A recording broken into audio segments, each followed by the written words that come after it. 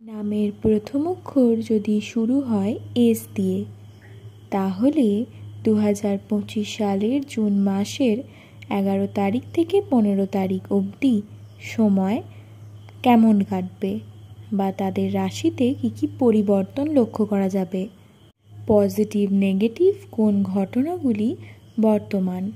আজকের এই ভিডিওর মাধ্যমে আমি আপনাদের সেই সম্পর্কে বিস্তারিত জানাবো। সুতরাং অনুরোধ করব ভিডিওটি অবশ্যই মনোযোগ সহকারে শেষ পর্যন্ত দেখুন। নমস্কার সুপ্রিয় দর্শক বন্ধুদের, ভাগ্যফল চ্যানেলের আরও একটি নতুন পর্বে আপনাদেরকে আবারও জানাই অনেক অনেক স্বাগত। আশা করি ঈশ্বরের কৃপায় সকলেই খুব ভালো আছেন, সুস্থ আছেন। বন্ধুরা, আপনাদের নামের প্রথম অক্ষর যদি ইংরাজি এস বা বাংলায় দন্তস্ব বা তালবস্য দিয়ে শুরু হয়ে থাকে, তাহলে আজকের ভিডিওটার মাধ্যমে আপনারা আপনাদের জীবন সম্পর্কে অনেক গুরুত্বপূর্ণ তথ্য জানতে চলেছেন। তাই ভিডিওটি একটু স্কিপ না করে শেষ পর্যন্ত দেখতে থাকুন। দেখে যদি আপনাদের ভালো লেগে থাকে তাহলে একটি লাইক করে দেবেন এবং আপনার শুভ নামটি নিচের কমেন্ট সেকশনে কমেন্ট করে জানাতে একদমই ভুলবেন না। এরকম আরও ভিডিও পাওয়ার জন্যে চ্যানেলটিকে সাবস্ক্রাইব করে পাশে থাকুন। নামের প্রথম অক্ষর কিন্তু রাশিচক্রের জন্যে খুবই গুরুত্বপূর্ণ, আর এস নামের মানুষদের নামের প্রথম অক্ষর অনুসারে রাশিচক্রে যেটি লেখা আছে সেটি তো আশা করি এতদিনে আপনারা সবাই জেনে গেছেন।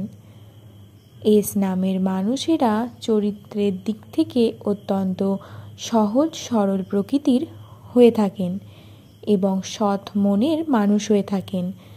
বন্ধুত্বের ক্ষেত্রেই হোক বা প্রেমের ক্ষেত্রে তারা সমস্ত সম্পর্ক খুব ভালোভাবে পালন করতে পারেন। বন্ধুত্বের দিক থেকে অত্যন্তই বিশ্বস্ত এবং কর্মঠ প্রকৃতির ব্যক্তি হয়ে থাকেন এবং সকলকে সাহায্য করার মাধ্যমেই তারা নিজেদের আনন্দ খুঁজে পান।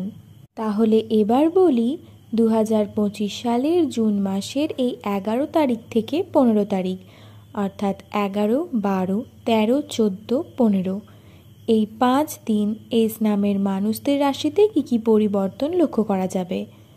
প্রথমেই সেটি হলো পজিটিভিটি। আপনারা যে কর্মই করেন না কেন, সমস্ত পরিস্থিতিতেই আপনারা পজিটিভ এনার্জি বুঝতে পারবেন, অর্থাৎ পজিটিভ ঘটনাই আপনাদের সাথে ঘটবে।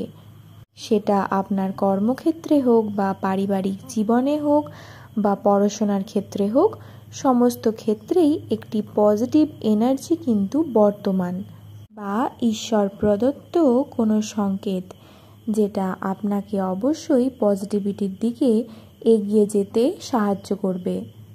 তাই এস নামের প্রত্যেকটা মানুষকে আমার দিক থেকে নির্দেশ রইল, আপনার কর্মের প্রতি মনোযোগী হন, কর্ম ভালোভাবে সৎপথে করুন। এতে করে আপনাদের কাছে অর্থের কিন্তু অভাব একদমই হবে না। মা লক্ষ্মী যেন আপনাদের কাছে নিজেই হেঁটে চলে আসবে যদি আপনি সঠিকভাবে সৎ পথে কর্ম করেন। তবে এটা ভাববেন না যে অন্য সময় যেমন বরাবরই দেখে আসেন আপনারা কর্ম করেও তার ফল আপনারা পান না, সেটা কিন্তু এই সময় হবে না। বর্তমান সময়টিতে আপনারা কর্ম করলে তার ফলও আপনারা খুব তাড়াতাড়ি বা তৎক্ষণাৎই পেয়ে যাবেন। আর্থিক ক্ষেত্রে, পারিবারিক ক্ষেত্রে, সম্পূর্ণ আপনার জীবনের ক্ষেত্রেই পজিটিভিটি লক্ষ্য করতে পারবেন এই 5টি দিন। কিন্তু পজিটিভ যেমন আছে তেমন তো নেগেটিভও আছে। তাই কী নেগেটিভ ঘটনাবলী ঘটতে পারে সেগুলি পয়েন্ট ওয়াইজ আমি বলে দিচ্ছি আপনাদেরকে, এগুলো অবশ্যই মাথায় রাখবেন। প্রথমেই বলি, আর্থিক দিক থেকে আপনাদের কাছে প্রচুর পরিমাণে অর্থ আসবে, অর্থাৎ প্রথমেই বললাম কর্ম যদি আপনারা সঠিক করেন তাহলে অর্থের অভাব কিন্তু আপনাদের হবে না। কিন্তু খেয়াল রাখবেন, অর্থ বেরিয়ে যাওয়ার সম্ভাবনা প্রবল, অর্থাৎ যে পরিমাণ অর্থ আপনি আয় করবেন তার থেকে বেশি পরিমাণ অর্থ কিন্তু ব্যয় হতে পারে। তাই সমস্ত কিছু করার আগে একটা প্ল্যানিং করে নিন। সুষ্ঠু পরিকল্পনার মাধ্যমে টাকা বিনিয়োগ করুন। সম্পর্কের ক্ষেত্রে আপনাদের সম্পর্কে একটা অভূতপূর্ণ উন্নতি লক্ষ্য করতে পারবেন এই 5 দিনের মধ্যে।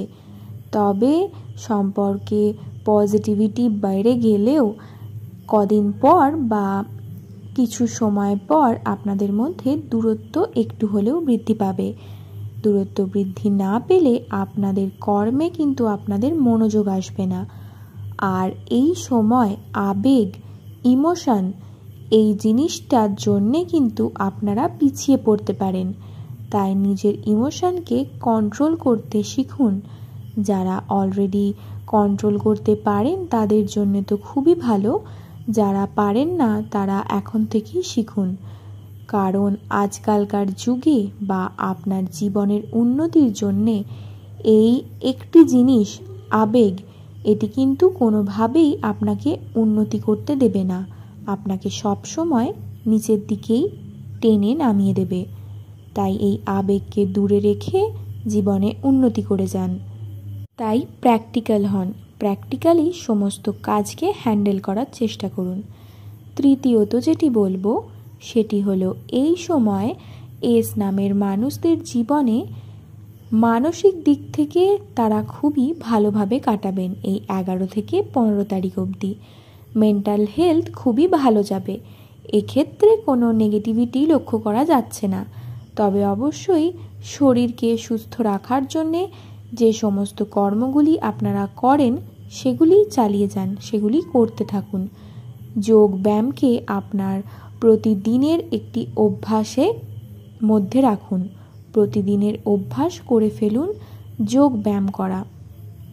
এছাড়াও চতুর্থ যেটি বলবো সেটি হলো পরিবারের মধ্যে, অর্থাৎ পরিবারের মধ্যে কাকা, জ্যাঠা, পিসি, মাসি, তাদের সাথে কিন্তু পারিবারিক গোলযোগ বাঁধতে পারে। অর্থাৎ পূর্বপুরুষের কোনো সম্পত্তি বা মায়ের পূর্বপুরুষের কোনো সম্পত্তি, এই সমস্ত বিষয় নিয়ে কিন্তু পরিবারের মধ্যে ঝামেলা, অশান্তির সৃষ্টি হতে পারে। আর যার কারণেই আপনাকে থাকতে হবে শান্ত। শান্ত থেকে পরিস্থিতি সামাল দিতে হবে। আশা করি সম্পূর্ণ বিষয়টি আপনাদের সামনে আমি ক্লিয়ারলি বোঝাতে পেরেছি। যারা ভিডিওটি শেষ পর্যন্ত দেখলেন তাদেরকে জানাই অসংখ্য অসংখ্য ধন্যবাদ।